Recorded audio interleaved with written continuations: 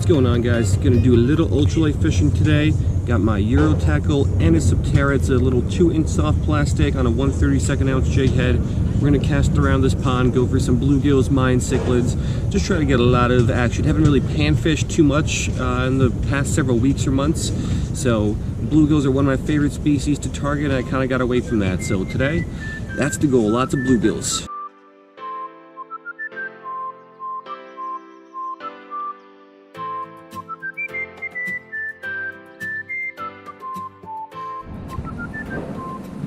All right, here's a little better look at the lure that we are going to be going with. It's a really coolly, nicely designed soft plastic. The tail section has a lot of little ripples in it, which creates a lot of really good action. Nice little leg appendages there. So awesome little soft plastic. Let's cast it out. Work it back slowly, just twitching the rod tip. And let's see what we get. Oh, that was a bite. Felt like a little guy though. This is a great little panfish lake. Lots of bluegills, lots of mines, but also lots of very small fish of those species. So little 3-4 inch bluegill is still gonna have a hard time getting its mouth around this hook. Oh, that was another bite.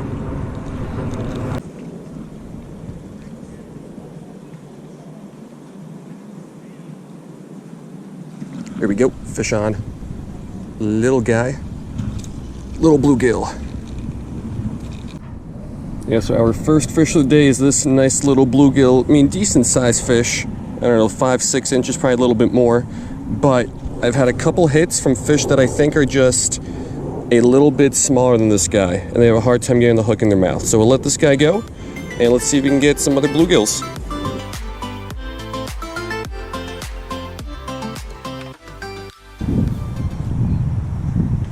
There we go, fish on, little guy, that's for sure.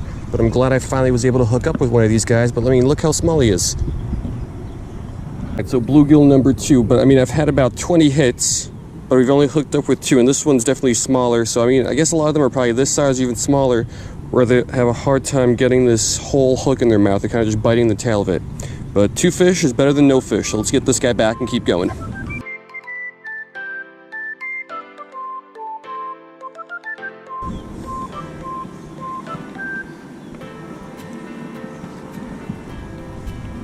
There we go, fish on. This one feels bigger. Staying down, pulling a little bit of drag there. Oh, that's a lot more drag. That's not going to be a bluegill. That is most likely going to be a Mayan. He hasn't jumped yet, so it's probably not a bass. Let's work this guy in slowly. He's pulling a decent amount of drag here. Oh, no, not in the lily pads. Let's get this guy away from the pads. Oh, that's a bass. That's a good bass. But he's wrapped up in that set of lily pads. There we go. This is a nice fish. Hold up. Let's try to land this guy. It's a decent sized largemouth. Get him through all this algae here. No, don't pull. Nice and easy. Where is he? All right, let me go down there and grab him. All right, so this guy is an absolute tank. This is gonna be by far the biggest bass I've caught in Florida, pretty close to my PB, and he hit that little Anisoptera. So hold on, let me show you him to you guys a little bit better here. All right, so this thing is a beast. For sure, my new Florida PB. I think I've caught a bigger one up in New Jersey. I don't know what this guy weighs. Probably close to 5 pounds. For sure, the nicest fish that I've caught in a long time. So let's get this guy back. This has been already a great trip. Was not expecting this. That is for sure.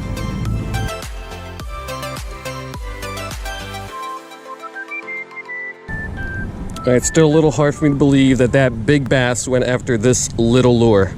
So you don't always need big lures to catch big fish. I'm surprised that was even a largemouth. It didn't fight like one, that is for sure. But let's keep going. I mean, my day is made already.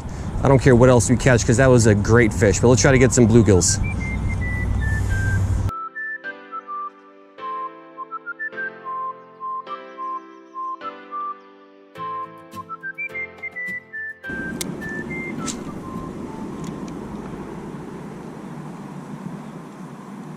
There we go. Another one. Decent one, I think. Oh yeah, decent sized bluegill. All right, probably our biggest bluegill of the day. Nice copper nose. The colors are starting to come in on the head. So bluegill action is okay. A lot of bites, but not able to hook up with a bunch.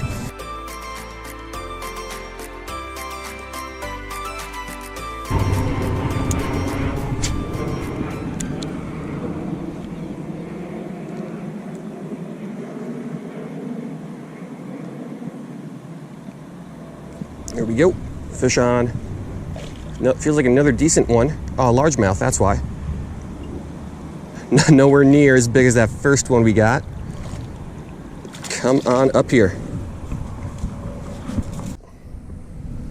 All right, not a big one, but he's a little fatty for his size. So bass number 2, nowhere near the size of that big one we got in the beginning, but definitely was not going to be expecting that again. So that guy's back, and let's keep going.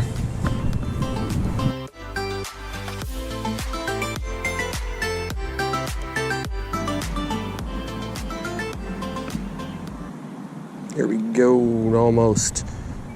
Again, I can't tell you how many bites I've had from all these just like little, I'm sure they're probably little bluegills that just can't get their mouth around the hook. I mean, I've only caught, I don't know, 4 bluegills, but I've probably had 30 or 40 hits from bluegills. They're all just super, super tiny. I can see literally dozens of them just here in the shallows.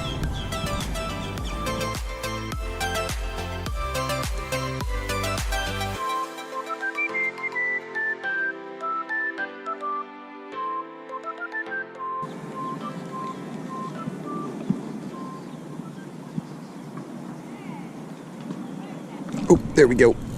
That's a nice bluegill. Best bluegill of the day so far if I could land him.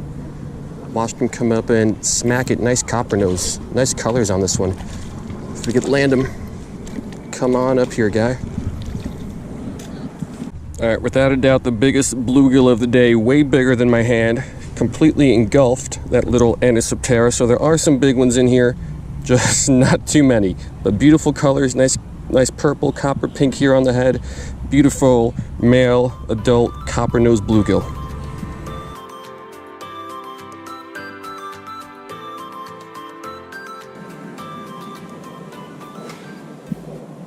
There we go. Fish on. Largy. Not a big one, but we will take it. Like I said, nothing's gonna beat that first largemouth we got, but come on up here. All right, largemouth number 3, about the same size as that second one we got. Respectable 14-incher on the Ultralight. Let's get him back and let's keep going.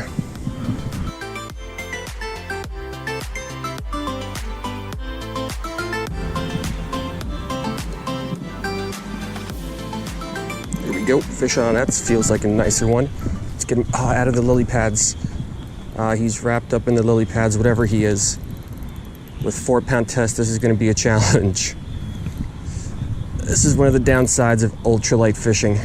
If you're fishing areas with heavy cover like this, you're kind of at the mercy of the fish, because once they get in there, you're kind of stuck. So let me try to work this guy out slowly.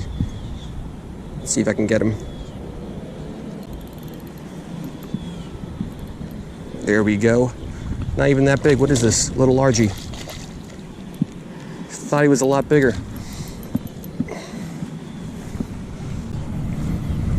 All right, another respectable size largemouth bass. Thought he was a whole lot bigger when I was fighting him. All right, let's get that guy back. We had a lot more largemouths today than I was expecting, but I'm not complaining.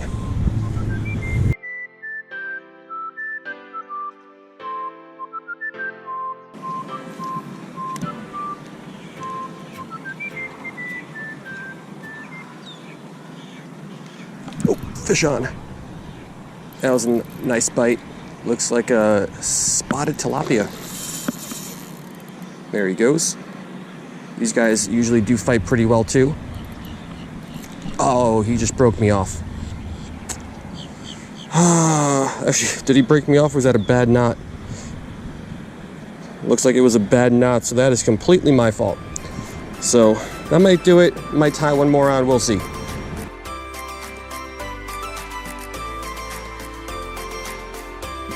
Alright, so that's gonna do it. Decided to call it a day. I had enough action, caught enough fish. But what I want to talk about is, do big lures catch big fish? And I don't think that's necessarily true. I think what big lures do is they limit the amount of small fish you catch, but they don't increase the amount of big fish you're going to catch. The small lures, like the little Anisoptera, I was using the little 2-inch soft plastic, I don't think that reduces the number of big fish that you're going to catch, but I also think it increases the amount of small fish you're going to catch. So you got the same chance of catching a big fish, you just also have now an increased chance of catching smaller fish. Just my opinion, but I've used a lot of big lures, used a lot of small lures, and in my experience, the big fish have usually been caught on smaller lures. And then plus you get all this other action with the smaller fish. So really good day, caught a decent amount of fish, including one really nice bluegill and that one really nice sized largemouth, which I think is the biggest I've ever caught down here in Florida. I think I got one bigger when I was about 16 years old up in New Jersey. If I find it, I'm going to post a picture here. But either way, I hope you guys liked it, and I'll see you next time.